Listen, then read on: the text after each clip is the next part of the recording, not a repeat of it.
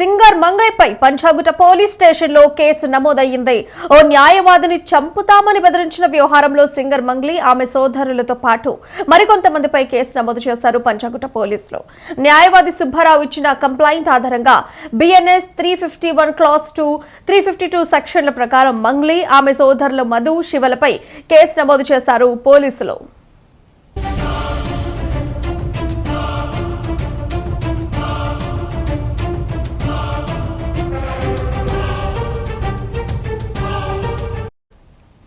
అయితే బాధితుడు న్యాయవాది సుబ్బారావు ఇచ్చిన ఫిర్యాదు ప్రకారం సింగర్ మంగ్లీ ఆమె సోదరులు శివ, మధు కలిసి అమాయకపు జనాన్ని బురుడి కొట్టించినట్టు తెలుస్తోంది. అధిక వడ్డీలు ఇస్తామంటూ దాదాపు 100 మంచి నుంచి 10 కోట్ల రూపాయల దాకా వసూలు చేశారు మంగ్లీ సోదరులు మధు, శివ.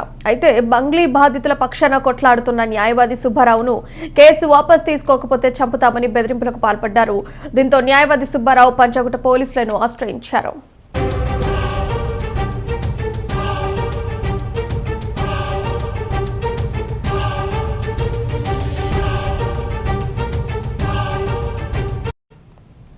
మంగ్లీ, ఆమె సోదరుడు శివ మరికొంతమంది కలిసి సుమారు 100 మంది నుంచి భారీగా నిధులు వసూలు చేసినట్టు తెలుస్తోంది. వ్యాపారంలో పెట్టుబడులు పెడితే అధిక లాభాలు ఇస్తామని నమ్మించి ఈ డబ్బు తీసుకున్నట్లు సమాచారం. దాదాపు 10 కోట్లు వసూలు చేసిన ఈ బ్యాచ్ బాధితులకు తిరిగి డబ్బులు ఇచ్చేందుకు మాత్రం ముఖం చాటేసింది. గట్టిగా అడిగితే మాకు పెద్ద పెద్ద వాళ్ళ సపోర్ట్ ఉంది, మీకు తిరిగి డబ్బులు ఇచ్చే ప్రసక్తే లేదు అంటూ వార్నింగ్లు ఇచ్చారట.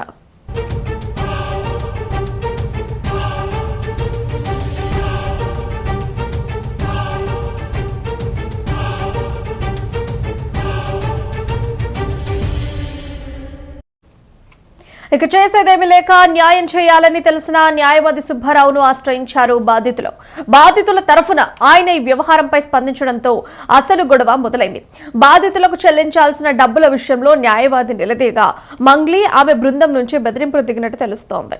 కేసులు అవి లేకుండా సెటిల్మెంట్ చేసుకుందామని సింగర్ మంగ్లీ, ఆమె సోదరుడు శివ, దర్శకుడు వేణు ఉడుగుల తనకు ఫోన్ చేసి తీవ్రంగా బెదిరించారని న్యాయవాది సుబ్బారావు ఫిర్యాదులో పేర్కొన్నారు. తనను రోడ్డు ప్రమాదం చేయించి చంపేస్తామని బెదిరించడమే కాదు, మాకు చాలా పెద్ద పెద్ద వాళ్ళు తెలుసు, ఒక కేంద్ర మంత్రి అండ కూడా ఉందంటూ బూతులతో సింగర్ మంగ్లీ రెచ్చిపోయినట్టు ఫిర్యాదులో పేర్కొన్నారు న్యాయవాది సుబ్బారావు.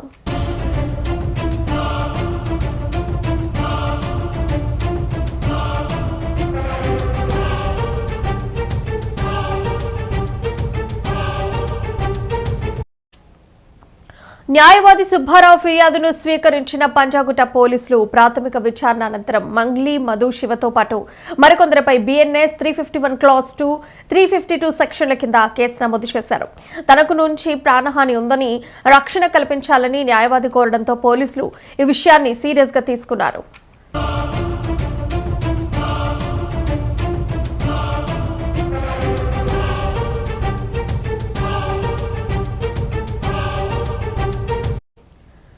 ప్రజల తరఫున కేసు వాదిస్తున్నందుకే మంగ్లీ, ఆమె సోదరులు తననే చంపుతామని వార్నింగ్ ఇస్తున్నారంటూ న్యాయవాది సుబ్బారావు తెలిపారు.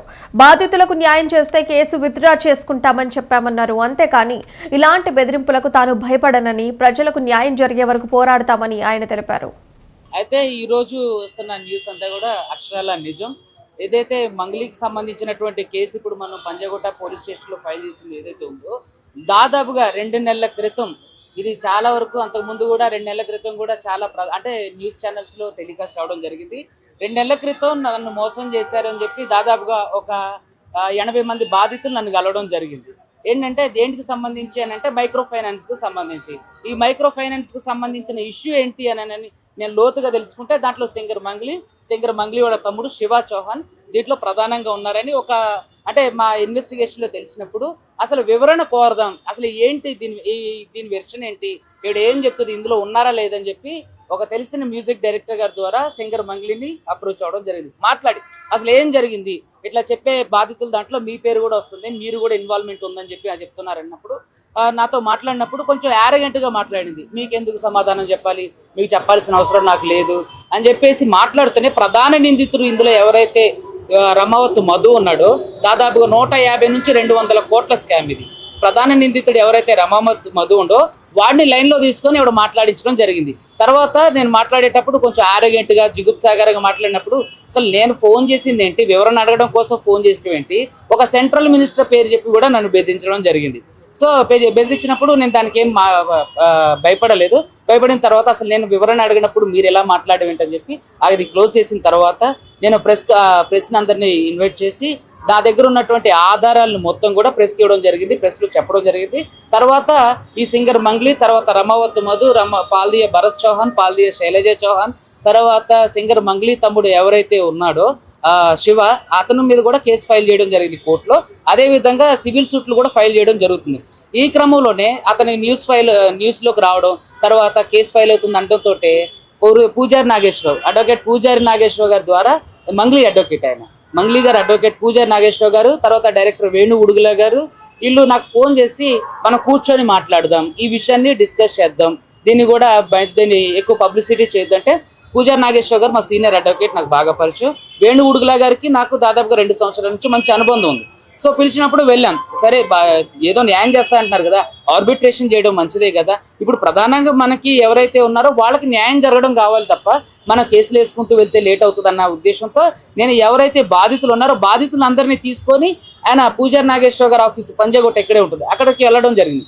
వెళ్ళినప్పుడు మంగ్లీ దాదాపుగా మంగ్లీకి, తర్వాత పూజారి నాగేశ్వర గారికి, వేణు ఉడుగుల గారికి సుమారు 4 గంటల పైనే చర్చలు జరిగినాయి అన్నట్టు. దీంట్లో మన మ్యూజిక్ డైరెక్టర్ సురేష్ బొబ్బిలి గారు కూడా యాడ్ అయ్యారు. సార్ తీసేయండి సార్ వీళ్ళంతా మాట్లాడేటప్పుడు ఏంటంటే డైరెక్టర్ వేణు ఉడుగుల గారి మీద కేసు అయింది అంటున్నారు. డైరెక్టర్ వేణు ఉడుగుల గారి మీద కేసు అవ్వలేదండి, ఆయన ఆర్బిట్రేషన్ చేశారు. ఆయన నాకు మంచి మిత్రుడు, ఇద్దరి తరపున అంటే ఒక సమస్యని సావధానంగా పరిష్కరించుకోవడానికి ఆయన మధ్యవర్తిలాగా ప్రవర్తించింది తప్ప ఆయన మీద కేసు లేదు. అయితే విషయం ఏంటంటే ఆ రోజు వచ్చారు, కూర్చున్నారు, మాట్లాడిన తర్వాత సార్ నన్ను క్షమించండి సార్, నా దగ్గర మీకు మెసేజెస్ కూడా ఉన్నాయి, ఆవిడ కాల్ చేసినవి కూడా ఉన్నాయి, అవి మీకు ఇస్తా ఇప్పుడు.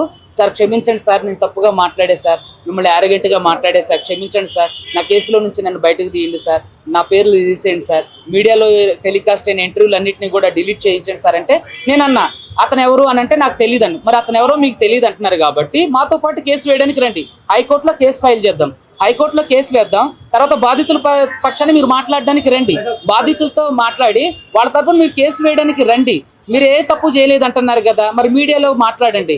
ఎవరో ఒక చిన్న అబ్బాయి మీ మీద ట్రోల్ చేసిందండి, సిపి సజ్జనార్ వరకు వెళ్ళి కేసు పెట్టి తన మీద ఎఫ్ఐఆర్ ఫైల్ చేసి కొట్టించేంత వరకు వెళ్ళిన మీరు, మీ మీద ఇంత పెద్ద ఆరోపణలు 150 నుంచి 200 కోట్ల ఆరోపణలు వస్తున్నప్పుడు మీరు ఏ సంబంధం లేదంటున్నారు కదా, మీరు మాతో పాటు రండి, మాతో పాటు వస్తే మేము మిమ్మల్ని ఇక మీ మీద కేసు ఫైల్ చేయాలి, మీరు కూడా మాతో పాటు రండి, వాడి మీద కేసు వేయండి, మీ పేరు చెప్పి ఇన్ని డబ్బులు వసూలు చేసినప్పుడు మీరు కేసు ఏంటంటే నేను కేసు వేయలేను సార్, నేను కేసులు చుట్టూరు తిరగను సార్, పోనీ మీరు మాకు సపోర్ట్ చేయండి అంటే నేను సపోర్ట్ చేయలేను సార్ అన్నాను. అలాంటప్పుడు మేము కూడా మీకు ఏ సపోర్ట్ చేయలేమండి, ఖచ్చితంగా మీరు ఉన్నారు. డైరెక్ట్గా మంగ్లీ ఎవరైతే ప్రధాన నిందితుడు దీంట్లో 150 నుంచి 200 స్కామ్ చేసినటువంటి ప్రధాన నిందితుడు ఎవరైతే ఉండో రమావత్ మధు, ఆ మధుకి మంగ్లీ వాళ్ళ చెల్లిని ఇవ్వడానికి నిశ్చితార్థం కూడా ప్లాన్ చేసుకున్నారు. సో అదే విధంగా మంగ్లీ ఇప్పుడు శివ ఎవరైతే ఉండో మంగ్లీ తమ్ముడు, తను ఈ ప్రధాన నిందితుడు రమావత్ మధుతో కలిసి వాళ్ళ బిజినెస్లతో పాటు చూసుకున్నారు. చాలా మంది బాధితుల నుంచి డైరెక్ట్ గా డబ్బులు స్వీకరించారు. ఇవన్నీ నేను మంగ్లీ గారిని అడిగినప్పుడు ఆడెవడో మాకు సంబంధం లేదు, ఎవడో వచ్చి సెల్ఫీ అడిగితే ఇస్తాం, ఎవడో వచ్చి ప్రోగ్రామ్కి ఇన్వైట్ చేస్తే మేము వెళ్తాం, అంతే తప్ప ఆడెవడో మాకు తెలియదు. కానీ ఈ శివ ఎవరైతే మంగ్లీ తమ్ముడు శివ ఎవరైతే ఉన్నారో అతను ఇతనితో డైరెక్ట్ గా ఉన్న ఫోటోలు వీడియోలు కూడా నేను మీడియాకి అంతకుముందు ఇచ్చడం జరిగింది. సో ఇవన్నీ జరిగిన తర్వాత నన్ను అక్కడ పిలిచిన తర్వాత డబ్బులు ఆఫర్ చేశారు. సో సార్ నాకేమొద్దు, బాధితులకు ఇచ్చేయండి, బాధితులు ఎంతైతే ఉన్నారో ఎవరైతే ఉన్నారో చాలా 100 నుంచి 150 కోట్ల స్కామ్ ఇది. నా దగ్గరకు వచ్చిన బాధితులు 9.5 కోట్ల నుంచి 10 కోట్ల వరకు ఉంది. సో ఈ 9.5 నుంచి 10 కోట్లు వాళ్ళకి ఇచ్చేసేయండి, నాకు మిగతా వాళ్ళతో నాకు సంబంధం, నా వరకు నా క్లయింట్లకు ఇచ్చేయండి, మేము వాళ్ళకి సెటిల్ చేసేయండి అంటే లేదు అలా కుదరదు అని చెప్పేసి అన్నారు. ఆడెవడో నాకు తెలియదు అని అన్నారు. మరి ఆడెవడో నీకు తెలియదు అన్నప్పుడు నన్ను ఎందుకు పిలిపించారు మరి ఆర్బిట్రేషన్ కానీ మంగ్లీ గారిని అడిగారు. సార్ నా పరువు పోతుంది సార్, నాకు ఇబ్బంది అవుతుంది సార్. అరే మీకు ఇబ్బంది అవుతుందంటే మరి మీరు పోలీస్ స్టేషన్కి రండి, మాతో పాటు బాధితుల తరపున కేసు ఫైల్ చేయండి, బాధితుల తరపున మీరు నిలబడండి, మిమ్మల్ని దీంట్లో నుంచి మీరు ఏ తప్పు లేదని మేము ఒప్పుకుంటాం అంటే నేను అలా చేయలేను సార్ అని. సో ఇలా చాలా నాటకీయ పరిణామాల మధ్య ఇవన్నీ కూడా ఏం జరిగిందంటే నాకు డబ్బులు ఆఫర్ చేసినప్పుడు నేను తీసుకోలేదు. సో మా క్లయింట్లను కూడా ఆ రోజు తీసుకెళ్ళిన వాళ్ళని కూడా బెదిరించడం జరిగింది. సో దీంతో రమావత్ మధు, తర్వాత మంగ్లీ తమ్ముడు శివ చౌహాన్ వీళ్ళు ఫోన్ చేసి డైరెక్ట్గా మర్డర్ అంటే పెద్ద ఇష్యూ అవుతుంది కానీ హిట్ అండ్ రన్ చేసేస్తే అది హిట్ అండ్ రన్ కిందకి వెళ్ళిపోతుంది, మా దగ్గర చాలా మంది పెద్ద వాళ్ళు ఉన్నారని చెప్పేసి అన్నారు. తర్వాత ఈ కేసు నడుస్తున్న ఈ క్రమంలో ఈ మంగ్లీ పేరు తీసేయాలని, మంగ్లీ పేరు టెలికాస్ట్ అయిన వీడియోని డిలీట్ చేయించాలని, అంటే సెంట్రల్ మినిస్టర్ పేరు వాడుకున్నారు. అదే విధంగా ఒక ఎమ్మెల్యే తండ్రితో కూడా నాకు ఫోన్ చేయించారు. తర్వాత చాలా మంది వీధి గూండాలతో, తర్వాత వాళ్ళ కమ్యూనిటీ పెద్దలతో, ఉస్మానియా యూనివర్సిటీలో నాతో పాటు చదువుకున్నటువంటి బంజారా సంబంధించినటువంటి నాయకులు ఎవరైతే ఉన్నారో నా స్నేహితులు, వాళ్ళతో కూడా ఫోన్ చేయించింది. ఏది ఇలా చేయండి, తీపించేయండి, నన్ను పక్కకు తప్పించండి, నా తమ్ముడు పేరు తీసేయండి, ఇలా. సో ఇలా అన్ని చేసిన తర్వాత నేనేం చేశానంటే చంపేస్తామని బెదిరించిన తర్వాత అప్పటి వరకు నేను ధైర్యంగానే ఉన్నా. సో క్లయింట్లు కూడా నాతో, బాధితులందరూ కూడా నాతో పాటే ఉన్నారు. సో చంపేస్తానని బెదిరించినప్పుడు ఎందుకు ఊరుకోవాలని చెప్పేసి దాదాపుగా 22 రోజుల క్రితం ఇచ్చాము కంప్లైంట్. సో అది శ్రీరామనవమి అని, ఈస్టర్ పండుగ అని, గుడ్ ఫ్రైడే అని, ఇలా అన్ని సెలవులన్నీ వెళ్ళి తర్వాత అది కోర్టుకి వెళ్ళి కోర్టు పర్మిషన్ తీసుకొని వచ్చి ఎఫ్ఐఆర్ అవడానికి 7వ తారీఖు పట్టింది. సో ఈ దీంట్లో ఖచ్చితంగా మంగ్లీ పాత్ర, మంగ్లీ వాళ్ళ తమ్ముడు పాత్ర. దీంట్లో పటాన్ చెరువుకు సంబంధించినటువంటి మచ్చేందర్ అనే ఒక వ్యక్తి కూడా నాకు డైరెక్ట్గా ఫోన్ చేసి బెదిరించడం జరిగింది. సో చాలా మంది ఏంటంటే మంగ్లీ బాధితులు ఇప్పుడు ఎక్కడైతే నల్గొండ, వట్టిపల్లి తాండా ఉందో ఆ చుట్టుపక్కల ఉన్న బాధితులు నాకు ఈ ఇంటర్వ్యూలు చూసిన తర్వాత దాదాపుగా 200 కోట్లు వాళ్లే మోసపోయారని చెప్పేసి. ఇందులో డాక్టర్లు ఉన్నారు, తర్వాత చిన్న సన్నకారు రైతులు ఉన్నారు, తర్వాత ఇది కేవలం మన తెలంగాణకు మాత్రమే సంబంధించిన ఫ్రాడ్ కదండి.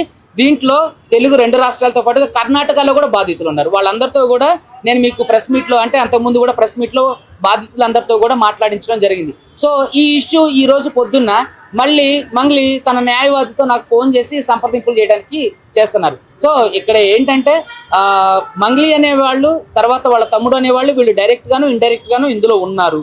సో కాబట్టి దాంట్లో నన్ను బెదిరించడం జరిగింది. సో అదే విధంగా వాళ్ళకి ఏమాత్రం దీనికి సంబంధం లేకపోతే మంగ్లీ గారు ఎందుకు బయటకు వచ్చి తన పేరు మీద మోసం చేసినటువంటి రమావతి మధు మీద, ఈ మచ్చేంద్ర అనేవాడి మీద, శైలజ చౌహాన్, పాల్దీయ భరత్ చౌహాన్ అనే వాళ్ళ మీద ఎందుకు కేసు పెట్టట్లేదు అని నేను ప్రశ్నించినప్పుడు వాళ్ళు ఎవరో నాకు తెలియదని చాలా సింపుల్ గా ఎస్కేప్ అవుతున్నారు. సో బాధితులు నాకు ఇచ్చిన ఇన్ఫర్మేషన్ ఏంటంటే ఈ అన్ని కూడా బాధితులు అందరూ కూడా మంగ్లీ గారి పేరు చెప్తేనే మంగ్లీ వాళ్ళ చెల్లిని ఈ రమావత్ మధు అనే అతనికి ఇచ్చి పెళ్లి చేస్తానంటేనే మేము ఈ డబ్బులన్నీ పెట్టుబడి పెట్టినాం. అదేవిధంగా బాధితులు దాదాపుగా 12-20 మంది మంగ్లీ వాళ్ళ కోకాపేటలో ఉన్నటువంటి అపార్ట్మెంట్కి వెళ్ళి కూర్చొని ఈ రమావత్ మధు అనే అతను వాళ్ళకి పార్టీ ఇచ్చింది, మంగ్లీతో మాట్లాడించమంటే మంగ్లీ ఇప్పుడు మాట్లాడదు, తర్వాత మాట్లాడతారని చెప్పింది. అవన్నీ వీడియోలు కూడా నేను మీడియాకి ఇవ్వడం జరిగింది. సో ఇక్కడ ఏంటంటే దాదాపుగా బాధితులు ఇచ్చే ఇన్ఫర్మేషన్ ఏంటంటే మిర్యాలగూడలో ఒక హాస్పిటల్ ఇండైరెక్ట్ గా మంగ్లీ రన్ చేస్తున్నారని, తర్వాత అచ్చంపేటలో ఒక ప్రైవేటు స్కూల్ని రన్ చేస్తున్నారని, తర్వాత కోకాపేటలో ఇప్పుడు ఒక పెద్ద పబ్బు కట్టబోతున్నారని, దానికోసం ఈ డబ్బులన్నీ సేకరిస్తున్నాం అని చెప్పేసి చెప్పారు. మరి బాధితులు మీరు ఎలా ఇచ్చారు అని అంటే మేము ఇంపోర్ట్ అండ్ ఎక్స్పోర్ట్ బిజినెస్లో, తర్వాత ట్రేడింగ్ బిజినెస్లో, తర్వాత గోల్డ్ బిజినెస్లో, తర్వాత రియల్ ఎస్టేట్ బిజినెస్లో, తర్వాత సిమెంట్ ఫ్యాక్టరీలు కడతాను అంటే మేము పెట్టుబడులు పెట్టాం సార్. మరి పెట్టుబడులు పెట్టినప్పుడు మీరు ఎట్లా పెట్టుబడులు పెట్టారని అడిగితే, సార్ మాకైతే గోకుల్ నందన ఇండియా ఇన్ఫ్రా ప్రైవేట్ లిమిటెడ్ అనే ఒక కంపెనీ ద్వారా పెట్టుబడులు తీసుకున్నారు, దాంట్లో లాభాలు వచ్చేంత వరకు మీకు అధిక వడ్డీ ఇస్తామనేసరికి మేమంతా ఆశపడ్డాం సార్ అని చెప్పి దాదాపుగా నాతో చెప్పిన బాధితులు చెప్పారు. 80 మంది బాధితుల దగ్గర నుంచి దాదాపుగా 9.5 నుంచి 10.5 కోట్ల వరకు వసూలు చేశారు. దాదాపుగా 150 నుంచి 200 మంది, 300 మంది పైనుంచే 200 కోట్ల వరకు కూడా స్కామ్ జరిగింది. దానికి సంబంధించిన అన్ని ఆధారాలు నేను మీడియాకి ఇవ్వడం జరిగింది అంతకుముందు. తర్వాత మంగ్లీ నాకు ఫోన్ చేసి, సార్ నన్ను క్షమించండి, నేను మాట్లాడిన తప్పు మీడియాలో వచ్చి వాటిని ఆపండి, నా గురించి ఆపేయండి, నేను మాట్లాడి నా మాట తీరే అలా ఉంటుంది, నన్ను క్షమించండి ప్లీజ్, నన్ను వదిలేయండి సార్ ఈ కేసులో నుంచి అని చెప్పేసి తను నన్ను రిక్వెస్ట్ కూడా చేసింది. సో రిక్వెస్ట్ చేసినటువంటి ఆమె నాకు ఫోన్ చేసి నన్ను బెదిరించినటువంటి స్క్రీన్ షాట్లు కూడా ఇందులో మీకు ఇప్పుడే ఇస్తాను.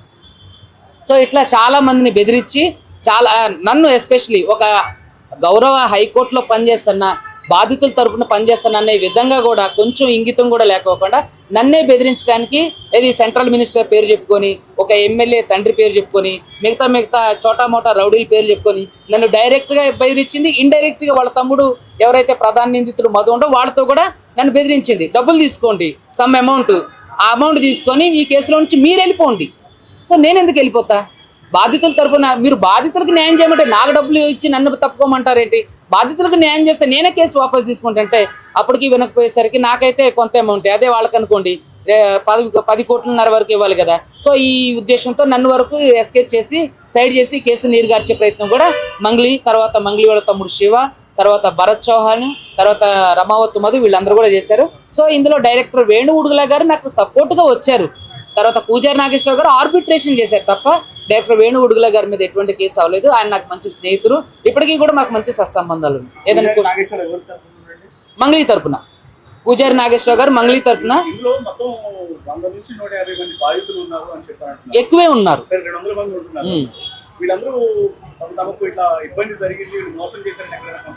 కంప్లైంట్లు చేశారు, ఎఫ్ఐఆర్లు కూడా ఉన్నాయి.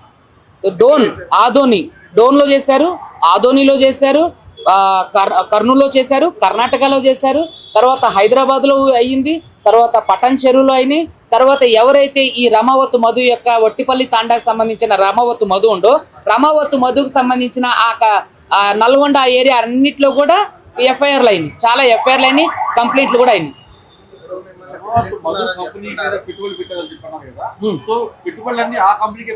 అయితే రమావత్ మధు పేరు మీదే పెట్టుబడులు పెట్టించారు. ఈ కంపెనీలో పెట్టుబడులు పెట్టిన డబ్బులన్నీ కూడా రమావత్ మధు, పాల్దియ భరత్ చౌహాన్, పాల్దియ శైలజ చౌహాన్ అనేవాళ్ళు వీళ్ళు ముగ్గురు.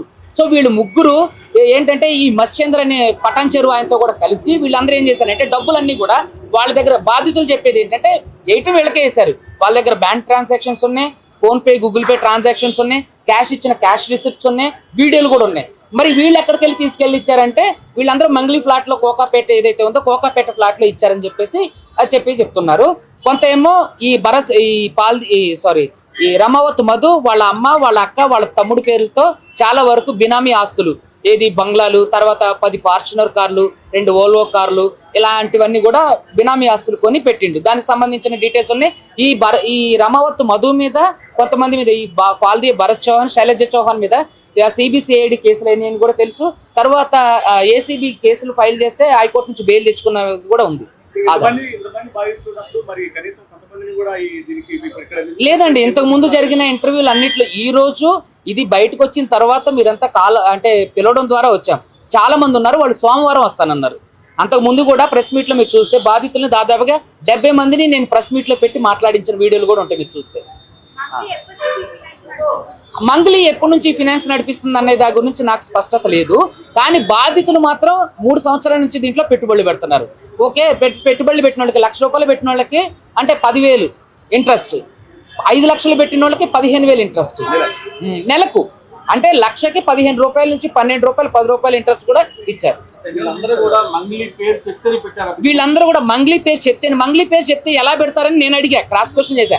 సార్ మంగళీ పేరు చెప్తే మీరు ఏమైనా పిచ్చివాళ్ళ? మంగళీ పేరు చెప్తే ఎలా ఇస్తారంటే, సార్ మంగళీ వాళ్ళ తమ్ముడు శివ చౌహాన్ ఎవరైతే ఉన్నారో ఈ ప్రధాన నిందితుడు రమావత్ మధుతో కలిసి కంపెనీలో ఉండో ఆ ఫోటోలు కూడా ఇప్పుడు మీకు ఇస్తా. తర్వాత మంగళీ వాళ్ళ చెల్లిని రమావత్ మధు చేసుకోబోతున్నారు, పూలు పళ్ళు అయినాయి అని చెప్పేసి ఇతనే రమావత్ మధు చెప్పిండు. తర్వాత మంగళీ వాళ్ళ తమ్ముడు శివ కూడా మేము అతనికి మా చెల్లిని ఇవ్వబోతానని చెప్తేనే వీళ్ళు పెట్టుబడి పెట్టారు. ఈ మంగళీ తమ్ముడు బాధితులతో కూడా ట్రావెల్ చేసిండు. బాధితులు మంగళీ వాళ్ళ తమ్ముడితో దిగిన ఫోటోలు కూడా మీడియా వాళ్ళకి ఇస్తారు. పేరు చెప్తే అంటే కొంచెం ఇబ్బందిగా ఉంది, తర్వాత రివీల్ చేస్తారు. ఒక ఎమ్మెల్యే తండ్రితో కూడా నాకు ఏమండి ఎఫ్ఐఆర్ లో మధు పేరుంది, మంగళీ పేరుంది, పాల్దియ భరత్ చౌహాన్, పాల్దియ శైలజ చౌహాన్ పేరు ఉంది. తర్వాత మంగళీ తమ్ముడు శివ పేరు కూడా ఉంది. వేణు ఉడుగుల గారు జస్ట్ మాట్లాడడానికి ఆర్బిట్రేషన్ కి వచ్చారు అంతే, ఇద్దరు తరఫున వచ్చారు. తన మీద ఏ కేసు ఫైల్ కాలేదు. Is very cute. 200 కోట్ల పైనే ఉంది. దానికి సంబంధించిన డీటెయిల్స్ కూడా మీకు మీడియా వాళ్ళకి ఇస్తారు. పూజారి గారు నాగేశ్వరరావు గారు ఆఫీస్కి వచ్చింది, ప్రెస్ మీట్ అయినా నెక్స్ట్ డే. ఇది పక్కనే దిశ లా ఫార్మ్స్ అని